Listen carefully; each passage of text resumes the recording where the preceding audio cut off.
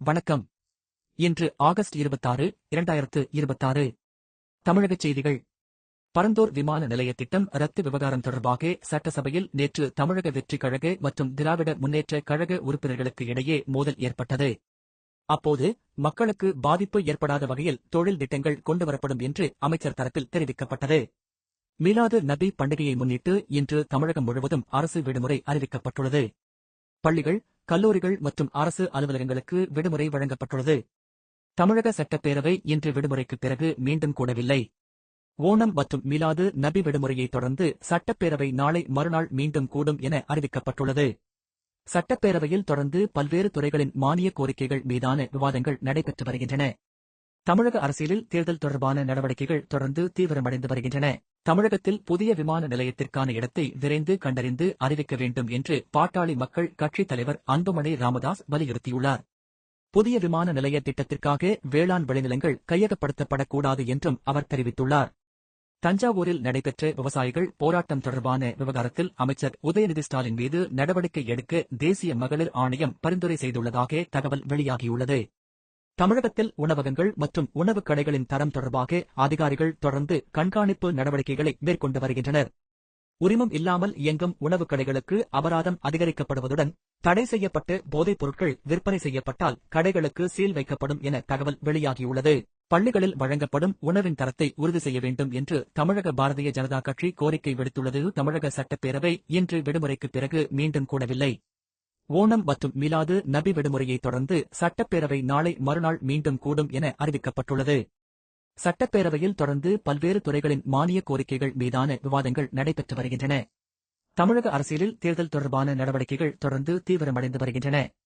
தமிழகத்தில் புதிய விமான நிலையத்திற்கான இடத்தை விரைந்து கண்டறிந்து அறிவிக்க வேண்டும் என்று பாட்டாளி மக்கள் கட்சித் தலைவர் அன்புமணி ராமதாஸ் வலியுறுத்தியுள்ளார். புதிய விமான நிலைய திட்டத்திற்காக வேளாண் விளைநிலங்கள் கையகப்படுத்தப்படக்கூடாது என்றும் அவர் தெரிவித்துள்ளார்.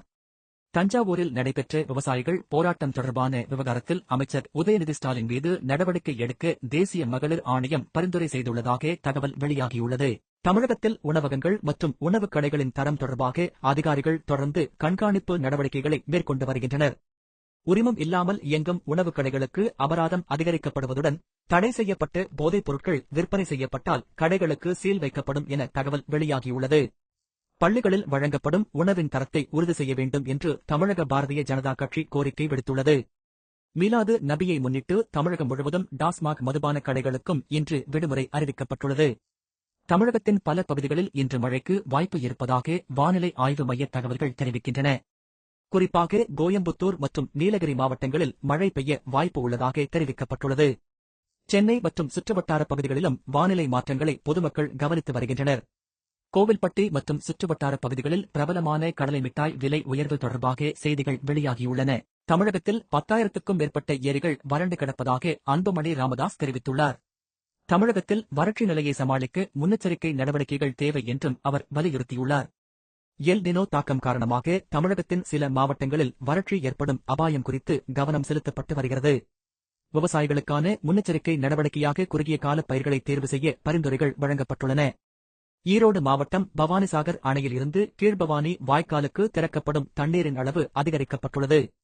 இதனால் கீழ்பவானி பாசனப் பகுதிகளில் விவசாயிகளுக்கு முக்கியத்துவம் வாய்ந்த நீர் விநியோகம் தொடர்ந்து நடைபெறுகிறது. தமிழக அரசியலில் வரும் தேர்தலை முன்னிட்டு பல்வேறு கட்சிகளின் அரசியல் நடவடிக்கைகள் தீவிரமடைந்துள்ளன. அரசியல் கட்சிகள் தங்களது தேர்தல் பணிகளை தொடர்ந்து மேற்கொண்டு வருகின்றன. தமிழக சட்டப்பேரவை தொடர்பான இன்றைய நடவடிக்கைகளும் அரசியல் வட்டாரத்தில் கவனம் பெற்றுள்ளன. திருச்செந்தூரில் நடைபெற இருந்த அண்ணாமலையின் வி த லீடர்ஸ் மாநாடு ரத்து செய்யப்பட்டுள்ளதாக தகவல் வெளியாகியுள்ளது. தமிழகத்தில் வரும் தேர்தலை முன்னிட்டு பல்வேறு கட்சிகள் தங்களது அமைப்பு பணிகளை தீவிரப்படுத்தி வருகின்றன. தமிழக வெற்றிக் கழகத்தின் அரசியல் நடவடிக்கைகள் குறித்தும் அரசியல் வட்டாரத்தில் தொடர்ந்து விவாதங்கள் நடைபெற்று வருகின்றன. கேரளாவில் தமிழக வெற்றிக் கழகத்தின் செயல்பாடுகளை விரிவுபடுத்தும் நடவடிக்கைகள் தொடர்பாக அரசியல் விவாதம் ஏற்பட்டுள்ளது. தமிழகத்தில் தொகுதி மறுவரையறை தொடர்பான விவகாரம் தொடர்ந்து அரசியல் விவாதத்தில் உள்ளது.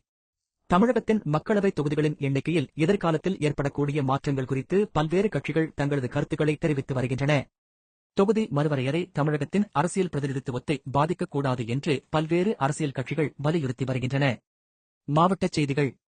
சேலம் மாவட்டத்தில் அரசு பொருட்காட்சி தொடர்பான நிகழ்ச்சிகள் நடைபெற்றுள்ளன. திருவண்ணாமலை மற்றும் திருச்செந்தூர் பகுதிகளுக்கு பூர்ணமியை முன்னிட்டு சிறப்பு பேருந்துகள் இயக்கப்படுகின்றன.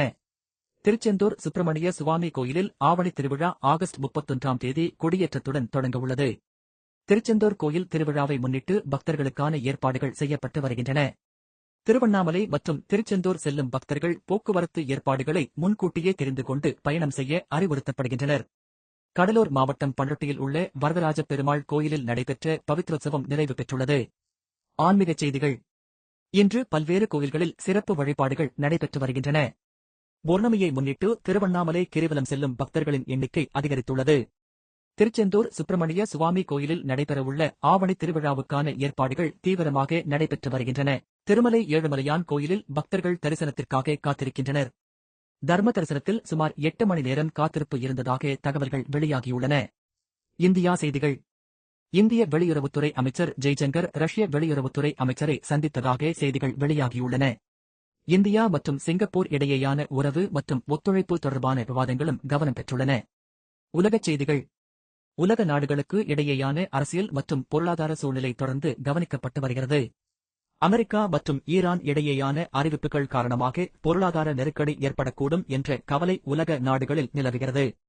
அமெரிக்காவில் உயர்கல்வி படிப்புகளுக்கு விண்ணப்பிக்கும் இந்திய மாணவர்களின் எண்ணிக்கையில் சரிவு ஏற்பட்டுள்ளதாக தகவல்கள் வெளியாகியுள்ளன. நியூசிலாந்தில் 16 வயதுக்குட்பட்ட சிறுவர்கள் சமூக வலைதளங்களை பயன்படுத்துவது தொடர்பாக புதிய கட்டுப்பாடுகள் குறித்த செய்திகள் வெளியாகியுள்ளன. பொருளாதார செய்திகள். இந்தியா மற்றும் வளைகுடா நாடுகளுக்கு இடையேயான தடையற்ற வர்த்தக ஒப்பந்த பேச்சுவார்த்தைகள் தீவிரமடைந்துள்ளதாக தகவல் வெளியாகியுள்ளது. இந்தியா மற்றும் வளைகுடா நாடுகளுக்கு இடையேயான வர்த்தக உறவு மேலும் வலுப்பெற வாய்ப்பு இருப்பதாக எதிர்பார்க்கப்படுகிறது. இந்தியாவில் முதலீடுகளை அதிகரிப்பது தொடர்பாக பல்வேறு நாடுகளுடன் பேச்சுவார்த்தைகள் நடைபெற்று வருகின்றன. ஜப்பான் பிரதமர் அடுத்த வாரம் இந்தியாவுக்கு வருகை தர உள்ளதாக தகவல் வெளியாகியுள்ளது. இந்தியா மற்றும் ஜப்பான் இடையேயான இருதரப்பு உறவுகள் குறித்து இந்த பயணத்தில் முக்கிய பேச்சுவார்த்தைகள் நடைபெறலாம் என எதிர்பார்க்கப்படுகிறது. வங்கித் துறையில் பணியாளர்கள் வேலைநிறுத்தம் தொடர்பான அறிவிப்பு வெளியாகியுள்ளது. ஈரான் தொடர்பாக அமெரிக்க அதிபர் டொனால்டு டிரம்ப் கடுமையான எச்சரிக்கை விடுத்துள்ளதாக செய்திகள் தெரிவிக்கின்றன. அமெரிக்கா மற்றும் ஈரான் இடையேயான நிலைமை உலக பொருளாதாரத்திலும் தாக்கத்தை ஏற்படுத்தக்கூடும் என்ற கவலை நிலவுகிறது. அமெரிக்காவில் 10 முக்கிய விஞ்ஞானிகள் காணாமல் போனதாக வெளியான தகவல்கள் தொடர்பாக விசாரணை தீவிரப்படுத்தப்பட்டுள்ளதாக செய்திகள் தெரிவிக்கின்றன. வேலைநிறுத்தம் நடைபெறும் நாட்களில் வங்கி சேவைகள் பாதிக்கப்படக்கூடும் என்பதால் வாடிக்கையாளர்கள் முன்கூட்டியே திட்டமிட வேண்டிய நிலை ஏற்படலாம். அமெரிக்க பணவீக்க தரவுகள் மற்றும் உலக பொருளாதார சூழ்நிலை காரணமாக தங்கம் மற்றும் வெள்ளி விலையில் சரிவு ஏற்பட்டதாக செய்திகள் தெரிவிக்கின்றன. வானிலை செய்திகள். தமிழகத்தின் சில பகுதிகளில் மழை தொடர வாய்ப்பு உள்ளது. கடலோரப் பகுதிகளில் நிலவும் வளிமண்டல மாற்றங்களால் சில மாவட்டங்களில் மழை பெய்யக்கூடும் என வானிலை ஆய்வு மைய தகவல்கள் தெரிவிக்கின்றன. கோயில் மற்றும் பக்தர்கள் தொடர்பான செய்திகளில் திருவண்ணாமலை மற்றும் திருச்செந்தூர் பகுதிகளுக்கு சிறப்பு பேருந்துகள் இயக்கப்படுவது முக்கிய தகவலாக உள்ளது. இந்தியாவுக்கு வெளிநாட்டு முதலீடுகளை ஈர்ப்பது தொடர்பாக அரசு பல்வேறு நடவடிக்கைகளை மேற்கொண்டு வருகிறது. இந்தியாவுக்கும் ஜப்பானுக்கும் இடையேயான உறவுகள் தொடர்ந்து வலுப்பெற்று வருகின்றன. ஜப்பான் பிரதமரின் இந்திய பயணம் இருநாட்டு உறவுகளில் முக்கியத்துவம் பெறும் என எதிர்பார்க்கப்படுகிறது. இத்துடன் இன்றைய முக்கிய செய்திகளின் தொகுப்பு நிறைவு பெறுகிறது. மேலும் முக்கிய செய்திகள் மற்றும் உடனுக்குடன் வெளியாகும் தகவல்களுக்கு தொடர்ந்து எங்கள் செய்திகளை பாருங்கள். நன்றி, வணக்கம்.